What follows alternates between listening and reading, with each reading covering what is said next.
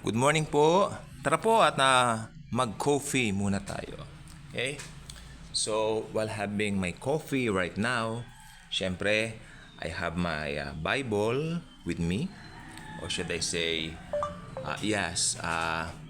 yung mga downloaded na versions ng Bible dito sa aking CP. Meron po akong ilang version dito. Ang gaganda, especially yung New American Standard Bible. In fact, karamihan ng mga magaling na theologians, ginagamit po itong New American Standard Bible. Tsaka si Eli Soriano, no? Paborito po niya ang New American Standard Bible. Okay? Maganda po kasi itong salin na ito. Pero ang ating pong topic, maliwanag po naman sa inyong mga screens, no? Kapag ka ikaw ay bata pa, pasok tayo dyan eh. Pag bata ka pa, ang iyong desire o ang iyong mga minimithi, yan. Yung mga bagay na sa'yo'y nagpapasaya, syempre, check tayo dyan. Pero hindi mo namamalayan, pag tumanda ka na, you will come into realization na yung pala mga dinisar ko mga bagay na yan, naluma na. Okay, let me cite you or let me give you a good example. Meron po ako nakausap na ngayon may edad na pong babae. Meron siyang guy na gustong-gusto, no, during nung kapanahunan po nila, syempre. Dinidesire niya ito, pero kailanman daw hindi siya pinansin nito.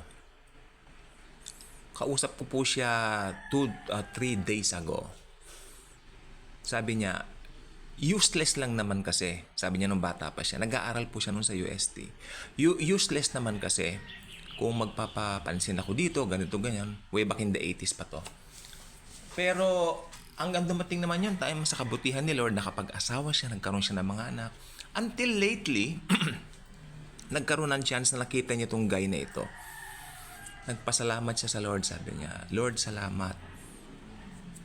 Mas gwapo yung napangasawa ko kaysa dito pala. Kasi nung tumanda po talaga yung lalaki, ibang-iba na raw po yung itsura, mas matanda pa sa kanila. Pero nung bata raw yon, talagang, alam niyo yun, yung famous, popular, ganon. Tipong ganon, no?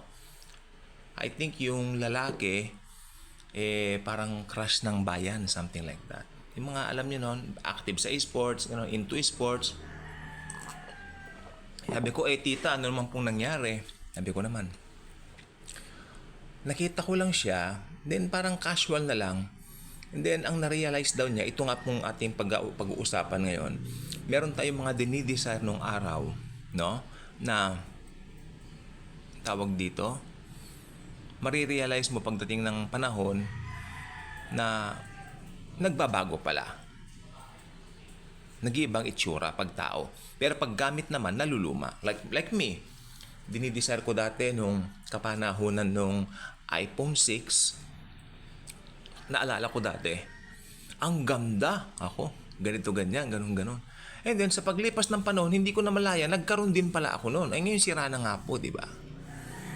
Sabi ko, dinisire ko ito dati, pero ngayon, mas marami ng maganda ritong bagong mga cellphones. Correct? So, ito ang gusto kong sabihin sa inyo. Mga Bibles, please. Ako, downloaded na dito sa cellphone yung mga Bibles ko. Marami akong version, pero yung gusto ko tong banat ni New American. Pasensya na po pag tinawag ko para akong, ewan ko po ba, kasi acidic ako no? Gusto ko yung banat ng New American Standard Bible. Pero unahin muna natin yung NIV, New International Version. Ito po yung 1 John chapter 2 verse 17. Please, Bibles, please. Kung naka-download na sa cellphone, mas maganda, please. Mas mabilis. 1 John chapter 2 verse 17. New International Version. The world and its desires pass away, but whoever does the will of God lives forever. Napakasimple and yet napakasustansya. Napaka-grade 1. Napaka-elementary. No? Hindi na kailangan ng paliwanag. Pag nabasa mo, pag narinig mo, nabasa mo yan. Uy, alam ko na i-explain, di ba? Okay, pero explain ko pa rin. Yung tinatawag ditong the world and its desires. Ayun po yung sinasabi ko kanina. Siyempre, you are desiring. You are desiring someone or something, di ba? Oh, yung someone na dinidesire niya, tumanda na, nakapagpasalamat siya, Lord, mabuti hindi ito nakatuluyan ko. Kasi while you were young, parang bulag ka eh. Parang, ito ang gusto ko. Oh, ito, wala akong papakinggan. Ito gusto ko, ganyan. Okay. But, pag lumipas na ang panahon, nagbabago. Kaya tignan mo, the world and its desires pass away. But whoever does the will of God lives forever. Pag-uusapan natin yung will of God. Gusto niyo pong malaman, ano po ba ang will of God? Ano po ba ang will of God? Ano po ba ang will of God? Okay? Ang will of God po ay yung kaisa-isang bagay na ipinapagawa sa atin ng Panginoon. Ha? Ano yung pinapagawa sa atin ng Panginoon? Ang manampalataya tayo sa kanyang bugtong na anak, ang Panginoong Hesukristo. Yes? Yes. Kaya kung nagawa mo na yon, yun ang magli-live forever. It lives forever. Okay?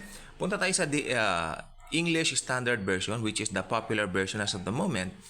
Okay? And the world is passing away along with its desires. So, binanggit na naman si desires. But whoever does the will of God abides forever. Mas maganda yung banat niya sa abides. You will abide forever in the embrace and love of Jesus. Yes. Lahat ng bagay dito sa mundo, sige, tingnan nyo po, subukan nyo pong i-rewind, mag-throwback kayo sa YouTube. Tignan ninyo yung mga cellphone dati, noong mga 2013, 2014, yung mga bagay na yan na dating mahal, ngayon kamumura na lang, hindi ba? Oo. Ako, umorder ako ng bagong iPhone 4S sa Shopee kasi kailangan ko ng backup phone. Kasi gusto ko pong pantawag yung mga yon, sa totoo lang, ang gaganda. iPhone 4S, nakabili ako ng 800 pesos. Alam niyo po ba kung magkano dati yan nung unang labas? Halos maglaway kami nung bumili yung kaibigan namin. Bumili siya 35,000. Isa lang yung binili niya.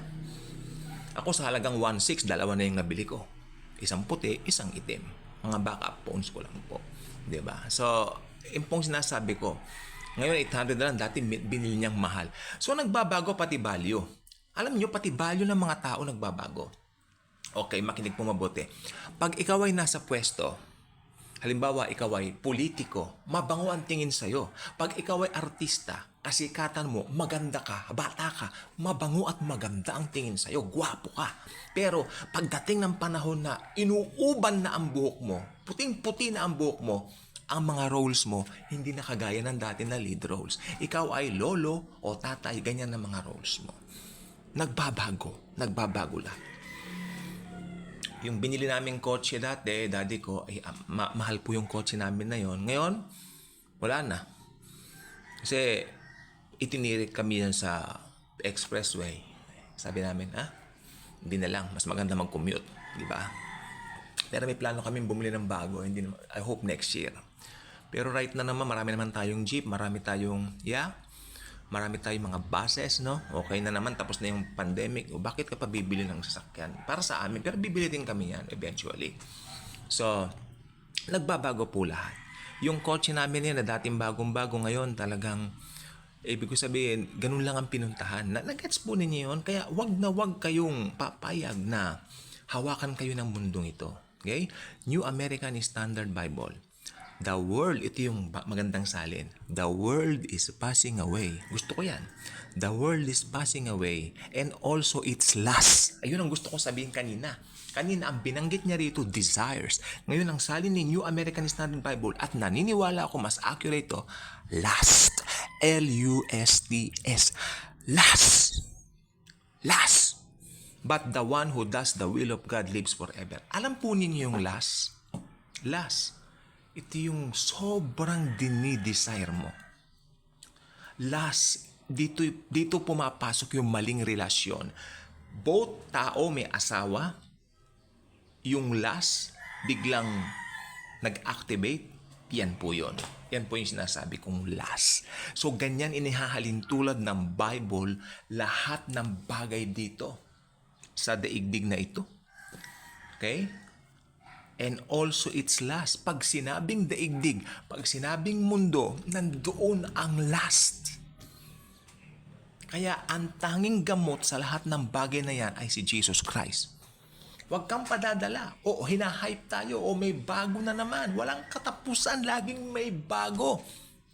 Sabi nga ng isang magaling na mga awit na si Sampaguita, meron kaming plaka nito yung, isip ay nalilito pag nakakita ng bago. Amen. Lahat ng bagay sa mundo ay isang malaking tukso. Quoted po yan para Miss Sampaguita. Okay? Meron kaming plaka ng Sampaguita. Paborito ng aming airmats yun. Pinupunasan ko nga po yung plakang yun kasi parang gasgas na. Pero bago ko patugtugin, pinupunasan ko muna. Para at least, talagang narinig na yung gasgas. Kaya mas pinapakinggan ko na lang po sa Spotify. No? So, ba't ba tayo napunta roon? Okay. So, yeah. Lahat po ng bagay sa mundo, isang malaking tukso. Sabi ko po sa inyo. Kaya mag-iingat po tayo. Huwag mong ipagpapalit ang mga magulang mo dahil lang sa mga bagay na lumilipas. Huwag mo ipagpapalit ang dignidad mo, ang sarili mo dahil sa mga bagay na lumilipas. King James Bible. And the world passeth away, and the last din ang ginamit, ahwalad thereof. But he that doeth the will of God abideth forever. Ang will of God ay yung manampalataya tayo sa kanyang isinugo. Ang kanyang bugtong na anak ang Panginoong Hesukristo. Okay? Meron din po akong Holman Christian Standard Bible, and the world with its lust is passing away, but the one who does God's will remains forever. Ayun. So, yan lang po ang gusto kong sabihin sa inyo ngayon. I hope this is a reminder for us. Okay? Ngayon po, sobrang dami ng mga cellphones na naglabasan, sobrang dami ng mga kotse na ang gaganda. Gusto ko talagang bumili rin.